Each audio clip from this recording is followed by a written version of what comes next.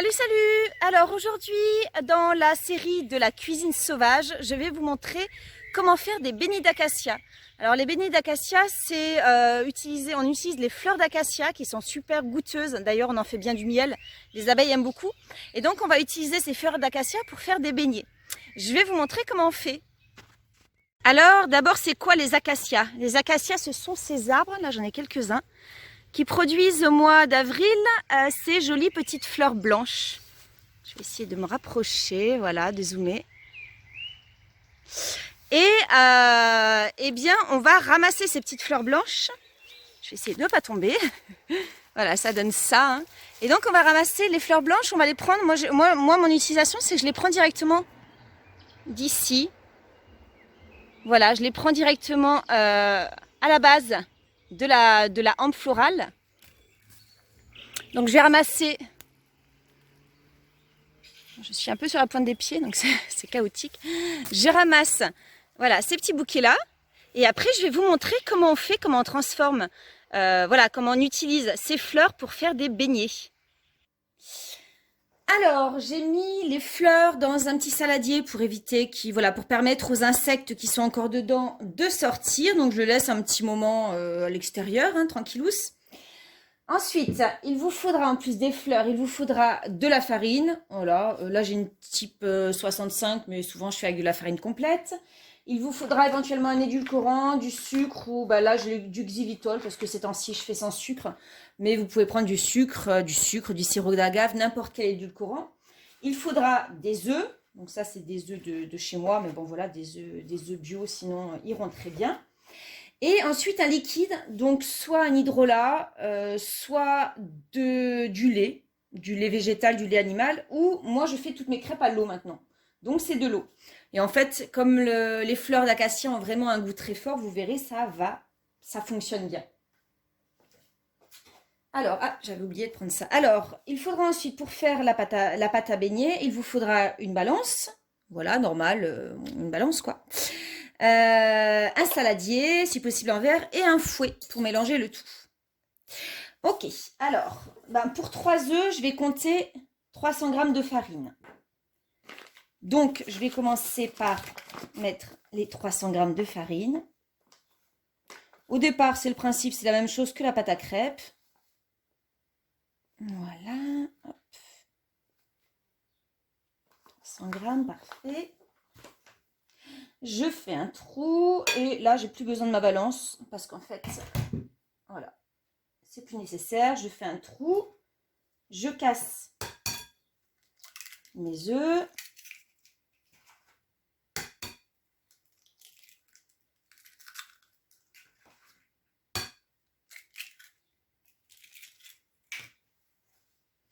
Et donc je commence à fouetter comme pour faire une pâte à crêpes. L'astuce étant de bien rester au milieu du puits et de faire tomber la farine petit à petit.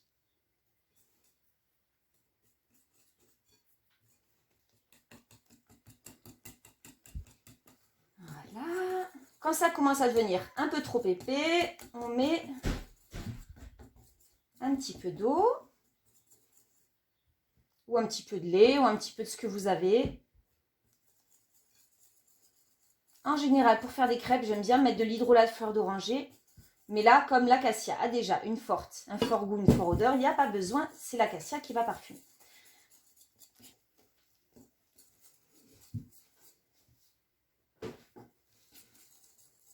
Hop, encore un petit peu d'eau. Le fait d'y aller tout doucement, ça évite les grumeaux.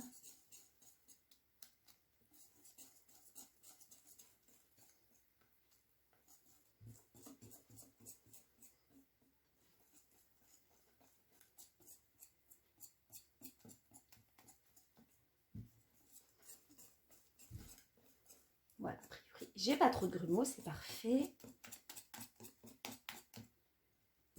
Donc je vais rajouter un petit peu d'eau au fur et à mesure que ça commence à devenir très épais. Mais en fait, je ne vais pas faire comme les crêpes, je ne vais pas en mettre autant.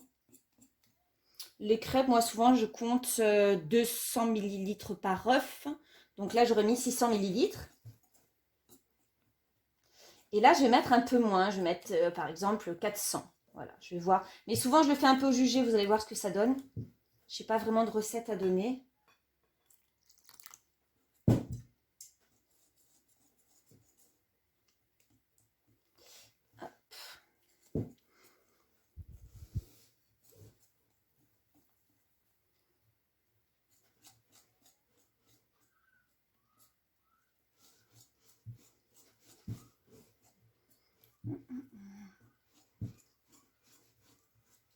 Voilà, on arrive sur la fin.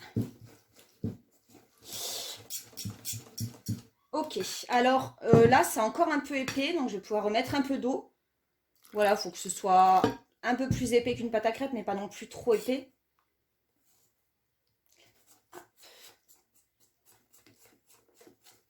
Voilà, je vais chercher une louche pour montrer un petit peu ce que ça donne.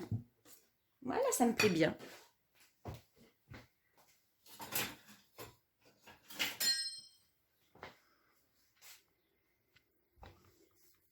Ok, alors, au niveau de la consistance, moi ça me plaît bien là, c'est pas mal. Il n'y a pas trop de grumeaux, donc c'est parfait. Et alors, deux possibilités, soit je mets un petit peu de sucre maintenant et j'en remets après, soit je mets tout maintenant, soit j'en mets pas du tout. Souvent les enfants aiment bien quand ça croque, on va avoir tendance à tremper les beignets. On va avoir tendance à tremper les beignets dans le sucre. Donc là, je vais en mettre un petit peu. Bon, alors le xylitol, c'est assez fort, donc je ne vais pas en mettre trop non plus. Juste pour dire.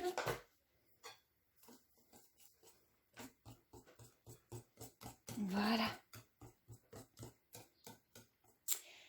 Et ben, je vais pouvoir le laisser un petit peu en attente, hein, comme toute pâte à crêpes, ou je vais pouvoir l'utiliser tout de suite. C'est ce que je vais faire parce que c'est bientôt le goûter et les enfants vont apprécier manger ça. Hop. Donc, je vais préparer la poêle à chauffer.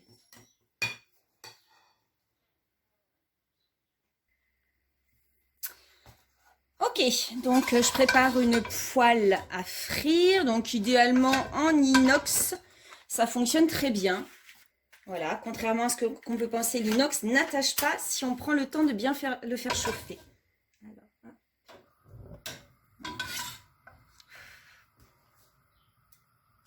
donc je vais bien laisser chauffer ma poêle.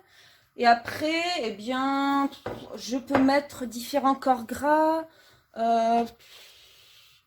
Soit je vais utiliser du ghee, donc c'est du beurre clarifié, soit je vais utiliser une huile végétale, type huile d'olive, huile de tournesol.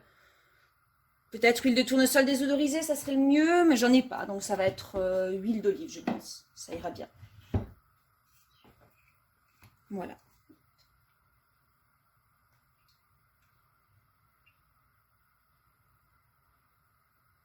J'attends que ça chauffe bien.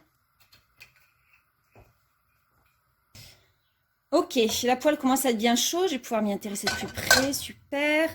Alors, vous voyez, j'ai mis la pâte à baigner, j'ai les fleurs d'acacia ici. Et donc, ce qui va se passer, c'est que je vais prendre une fleur, voilà, une petite grappe comme ça.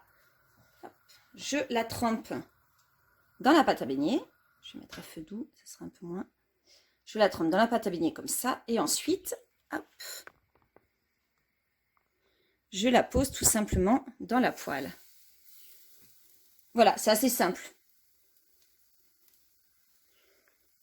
Donc effectivement, il y a des fleurs qui vont tomber dans la pâte, ça c'est pas un souci parce qu'on fera une dernière galette avec tout dedans. Voilà, hop, et de deux. Donc c'est pratique à tenir, c'est pratique à manger du coup parce qu'on va pouvoir le tenir directement par la tige.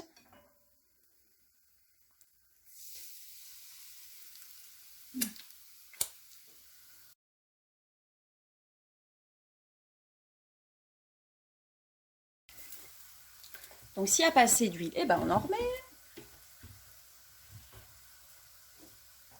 Moi, ma maison est légèrement en pente, donc en fait, je n'ai pas d'huile en haut.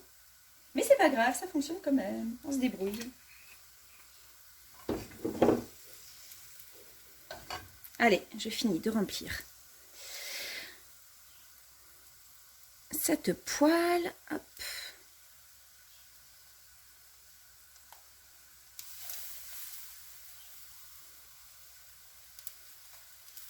Alors sinon, si on veut faire autrement, on n'est pas obligé de prendre comme ça. On peut aussi enlever toutes les petites fleurs, les mélanger à la pâte. Voilà, mélanger, on prend les fleurs comme ça, on les enlève, on les décroche. Et on peut aussi les mélanger à la pâte et faire des petites galettes. C'est sympa aussi. C'est le choix. Alors, hop, je pense que j'ai la place d'en mettre une autre. Voilà. Allez, ça va être le moment de retourner les premières.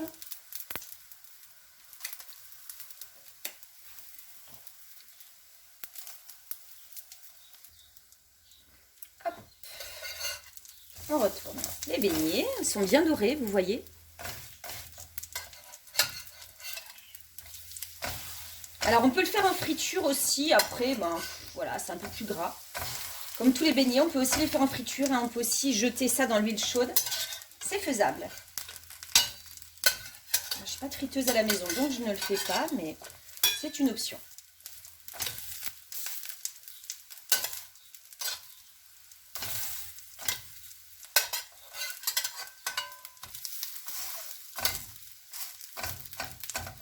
Ok, je remets un peu plus fort.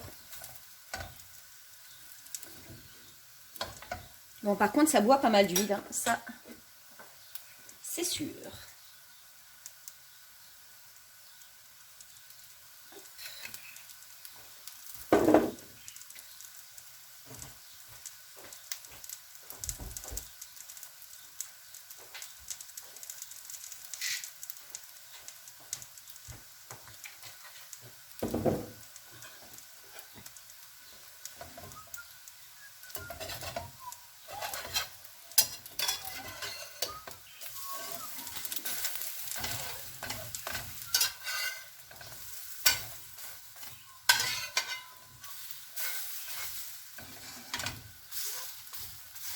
Voilà, j'essaye de bien les écraser pour qu'ils soient croquants de partout, maximum.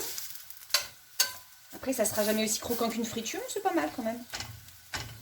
Voilà.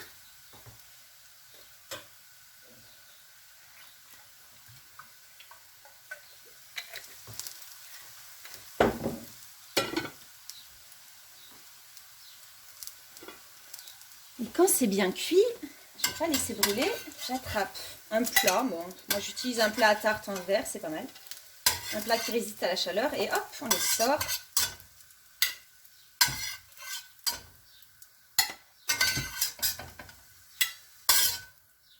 Et on les remplace. Voilà. Il ne me reste plus qu'à saupoudrer d'un peu de sucre et le goûter est prêt. Ok, alors, hop, je pousse un peu tout ça. Je rajoute les derniers.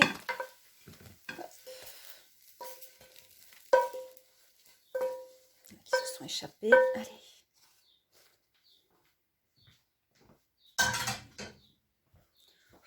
Comme ça va refroidir tranquillement.